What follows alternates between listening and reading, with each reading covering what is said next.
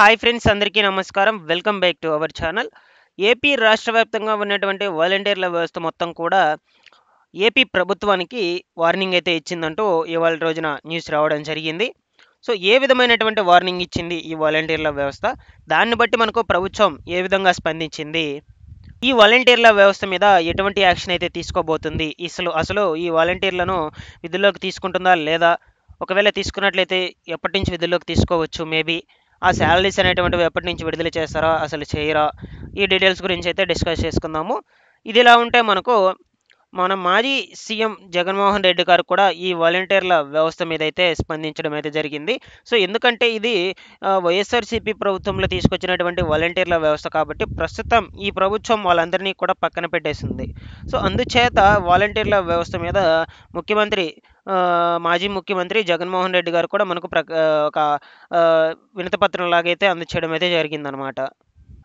చూద్దాం మనకు జగన్మోహన్ రెడ్డి గారు కూడా ఏ విధంగా వాలంటీర్ల వ్యవస్థ మీద స్పందించారో ఈ వీడియోలో ఫుల్గా అయితే డిస్కస్ చేసుకుందాము. ముఖ్యంగా వీడియోని ఎండ్ వరకు చూడండి. ఎండ్ వరకు చూసి వీడియోకి ఒక చిన్న లైక్ చేసి నన్ను సపోర్ట్ చేసేయండి. అలాగే మన యొక్క ఛానల్ని సబ్స్క్రైబ్ అనేది చేసుకొని పక్కనే ఉన్న బెల్ ఐకాన్ని క్లిక్ చేసి ఆల్ అనే దాన్ని ఆన్ అయితే పెట్టుకునేసేయండి.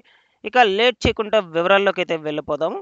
మనకు ఏపీ రాష్ట్రంలో ఉన్నటువంటి వాలంటీర్ల వ్యవస్థ మొత్తాన్ని కూడా కూటమి ప్రభుత్వం వచ్చాక పక్కన పెడుతూ వచ్చింది.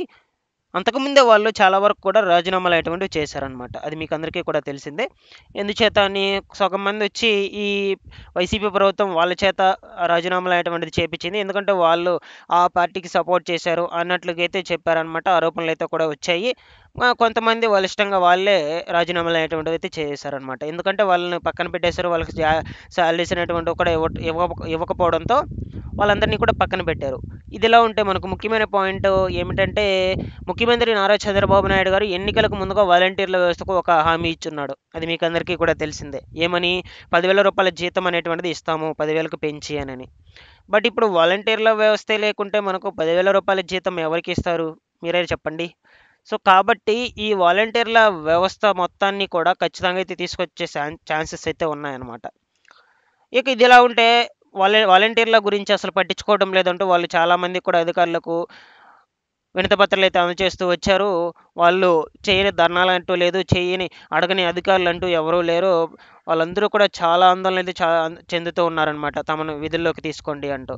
ఇక రీసెంట్గా ఇవాళ రోజున వాలంటీర్ల వ్యవస్థ మొత్తం కూడా ఏపీ ప్రభుత్వానికి వార్నింగ్ అయితే ఇచ్చింది. ఇక వాళ్ళ ఓపిక అయితే నశించిపోయిందనమాట, వెయిట్ చేసి. అది ఏ విధంగా వార్నింగ్ ఇచ్చిందో చూద్దాము. ఏపీలో గత వైసీపీ ప్రభుత్వం వైఎస్ఆర్సీపీని తీసుకొచ్చిన వాలంటీర్స్ వ్యవస్థపై చర్చలు అయితే జరుగుతున్నాయి ప్రస్తుతానికి. రీసెంట్గా వచ్చినటువంటి క్యాబినెట్ మీటింగ్లో కూడా మనకు ముఖ్యమంత్రి నారా చంద్రబాబు నాయుడు గారు ఈ విధంగానే చెప్పారనమాట. వాళ్ళ మీద మేము ఎటువంటి విధులైతే అప్పచెప్పాలి, ఎటువంటి యాక్షన్స్ తీసుకోవాలో చర్చలు అనేటువంటివి జరిపాక ఎటువంటి నిర్ణయం మీద వెల్లడిస్తామని ఈ యొక్క సమావేశాలు అయితే చెప్పారు. ఓకేనా. సో ఇక చర్చలు అయితే కొనసాగిస్తున్నారు. బట్ ఇప్పుడు ఈ వాలంటీర్ల వ్యవస్థను కొనసాగిస్తారా లేదా అనే సందేహాలు అయితే గ్రామ వాలంటీర్లు అయితే నెలకొంటూ ఉన్నాయి. ఎందుకంటే ప్రభుత్వం నుంచి ఎటువంటి స్పందన అయితే లేకుండా పోవడంతో వాళ్ళందరికీ ఇటువంటి ఆలోచనలు అయితే వస్తున్నాయన్నమాట. ఈ వ్యవస్థను కొనసాగించడం రాష్ట్రంలో చర్చనీయాంశంగా మారింది. వాలంటీర్ల వ్యవస్థను కొనసాగిస్తామని కూటమి ప్రభుత్వం పదే చెబుతున్న సంగతి తెలిసిందే. ఈ క్రమంలో మనకు వాలంటీర్లు ఏపీ ప్రభుత్వాన్ని సంచలన డిమాండ్ అయితే చేసిందనమాట. వాలంటీర్లను కొనసాగిస్తామని సీఎం చంద్రబాబు తెలిపిన సంగతి తెలిసిందే. వాలంటీర్లను వెంటనే విధుల్లోకి తీసుకోవాలని ఇచ్చిన మాటను సీఎం చంద్రబాబు నిలబెట్టుకోవాలని వారైతే కూడా కోరడం అయితే జరిగింది. ఈ నేపథ్యంలో తమకు ఉద్యోగ భద్రత కల్పించాలని వాలంటీర్ల ప్రభుత్వాన్ని డిమాండ్ చేశారు. కూటమి ప్రభుత్వం ఏర్పడిన 100 రోజులైనా కూడా ఉద్యోగ భద్రత కల్పించకపోవడంతో 2,60,000 మంది పరిస్థితి గందరగోళంగా మారిందని వాళ్ళందరూ కూడా ఆందోళన అయితే చెందుతూ ఉన్నారు. వచ్చే కేబినెట్ సమావేశం లోపు న్యాయం చేయకుంటే సీఎం క్యాంపు కార్యాలయం ముట్టడిస్తామని హెచ్చరించారనమాట. సమస్యల పరిష్కారం కోసం రేపటి నుంచి అక్టోబర్ 2 వరకు గాంధేయ మార్గంలో శాంతియుతంగా ఆందోళన చేస్తామని వాళ్ళందరూ కూడా తెలియజేస్తూ అయితే వచ్చారు. ఈ విధంగా మనకు ప్రభుత్వానికి వాలంటీర్ల వ్యవస్థ మొత్తం కూడా వార్నింగ్ లాగైతే ఇవ్వటం అయితే జరిగింది. సో ఇక వచ్చే క్యాబినెట్ మీటింగుల్లోపు వాళ్ళు స్పందించకపోతే ప్రభుత్వము, వాళ్ళందరూ కూడా ఈ సీఎం క్యాంప్ కార్యాలయాన్ని మొత్తాన్ని కూడా చుట్టుముడతామంటూ కూడా తెలియజేస్తున్నారనమాట. ఈ కూటమి ప్రభుత్వం మనకు ఒక వారం 10 రోజుల్లో వీళ్ళందరి మీద నిర్ణయం తీసుకొని, చర్చలన్నీ నిర్వహించి నిర్ణయం తీసుకొని వెల్లడిస్తామంటూ తెలియజేశారు. బట్ ఇప్పుడు మనకు చూసుకుంటే ఇంకా కూడా వాళ్ళ యొక్క వాలంటీర్ల వ్యవస్థ మీద, ఆ ఉద్యోగాల మీద ఎటువంటి స్పందన అయితే ఇవ్వలేకపోతుంది కూటమి ప్రభుత్వం. ముఖ్యమంత్రి నారా చంద్రబాబు నాయుడు గారు ఏం చెప్పారంటే, వాళ్ళ యొక్క పదవీ కాలం అయిపోయినా కూడా వాళ్ళు ఇంకా విధుల్లో అయితే ఉన్నారు, వాళ్ళకి జీతాలు అనేటువంటివి అయితే ఇస్తున్నారు అని చెప్పడం అయితే జరిగింది. సారీ అండి, స్మాల్ డిస్టర్బెన్స్. సో ఈ విధంగా మనకు వాలంటీర్ల వ్యవస్థ మీద నారా చంద్రబాబు నాయుడు కూడా ఈ యొక్క